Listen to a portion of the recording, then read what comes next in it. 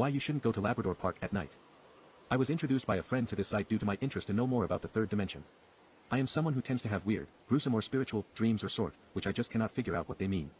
After navigating through the pictures and stories, I feel that I should contribute my story which freshly lingered in my mind till today.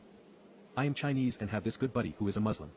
I often hear stories about his encounters while he is out riding or at camp, and it's very frightening, so I am convinced that he can see things. Once we were hanging out, the usual, and he was telling me how beautiful and serene Labrador Park is, especially the jetty out at sea. I am a freak for the beach, the stars and the sound of waves crashing, etc. So I suggested paying a virgin visit out of curiosity.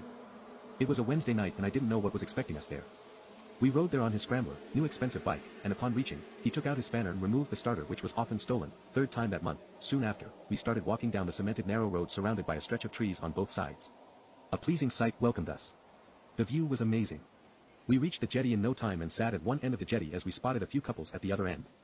We made merry with our occasional jokes, stories and had a pal-to-pal talk. Time flew by and it was exactly 3 a.m. At that ungodly hour, there was no one in sight. The winds got stronger and I felt a need to visit the toilet, so we got up to leave. As we were strolling, we spotted a toilet ahead. I changed my mind once I saw how deserted it was. Suddenly, my buddy started walking very near to me, knocking his elbow against mine as we were walking past the toilet. He is the one nearest to it and trust me, he is not the touchy type. I felt weird and kept asking him what was wrong. He started walking faster. I was oblivious to it because seeing ghosts was something which would hardly cross my mind. In other words, I was a dumb. As we reached the slope, narrow road, at the pace we were walking, I was feeling tired. Voicing out, I started to hear noises. It was difficult to describe how the honking noise, like that of a toad maybe, was getting distant and nearer every minute. Stupid me even asked my buddy if he heard that sound. He immediately turned around and from his eyes, I knew something was behind us. He calmly asked me not to turn around several times. That made me freak out even more. I was obedient this time. I started singing. Soon, I was clinging my arms around his. Both of us were so scared inside. On reaching his bike, I folded his bike shelter canvas while he was fixing up his starter. His eyes were darting all over the place and his hands shaking, that made it even worse. Slower, I was prompting him to hurry up.